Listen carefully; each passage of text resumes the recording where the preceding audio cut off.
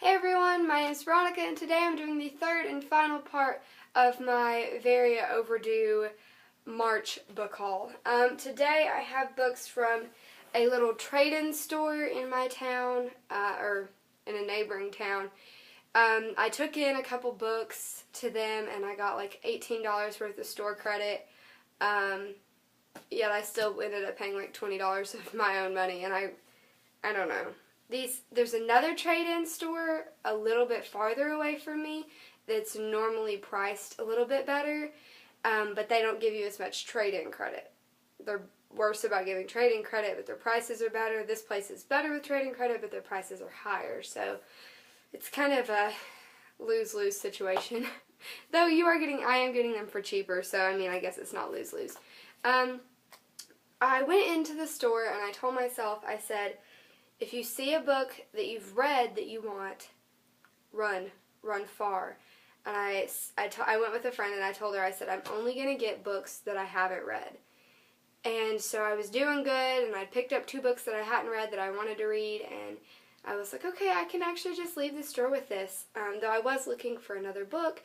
And so I went to the bestseller section and happened upon some books that I love. And when I saw them, I just completely forgot about my vow, and I ended up buying mostly books that I have already read.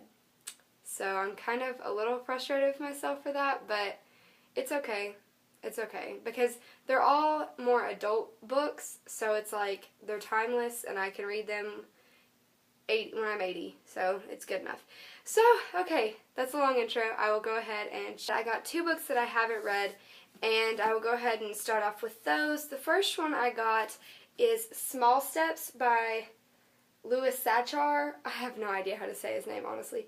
But this is kind of like a companion novel to Holes, and it's the story of one of the characters from Holes after the events in that novel take place. I wasn't going to get it because I knew my library had this book, but it was 50 cents, so I figured why the heck not. And look at the cover underneath.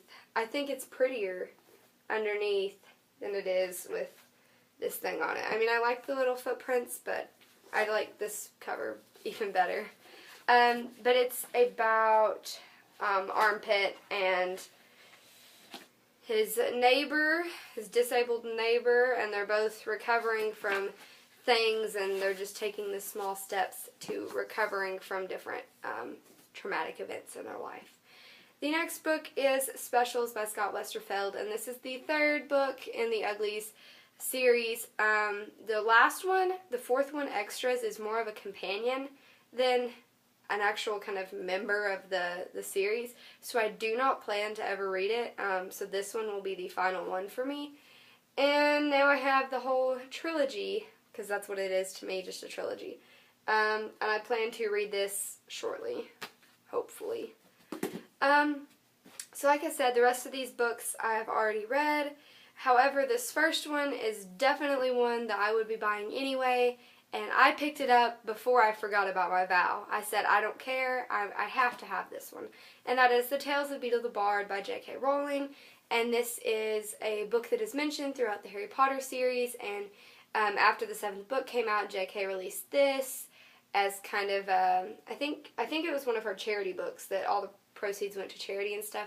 But this is almost like a Brothers Grimm kind of thing in the wizarding world. It's full of fairy tales and stuff. So this is nice because literally this is what my children are going to be raised on. They're going to be raised on these stories. So I would be buying this one day anyway, and it was only $6.50 rather than $13. So it's not bad. It's a good investment. The next 2 books are by Jodi Picoult, who is one of my favorite adult authors. And this first one is The Pact, which I actually did not enjoy a whole lot. I think I gave it like 3 out of 5 stars. But the lawyer in this, his name is Jordan, and I am obsessed with that character. So I will read it over and over again just because I am in love with Jordan. This one is about a teenage couple, and they have this suicide pact, and the boyfriend's gonna kill her and then kill himself, and they're both gonna be dead. And then he kills her and somehow can't go through with killing himself, and so the cops get him, and the book is about the trial whether to convict him of murder or not. So, it's pretty good. I mean, some of the characters are really annoying, but I've said before, a lot of her characters annoy me.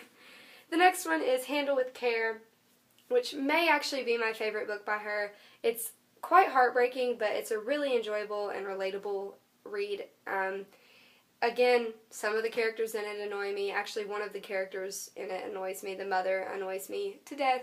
But this is about a young girl named Willow. Yes, Willow.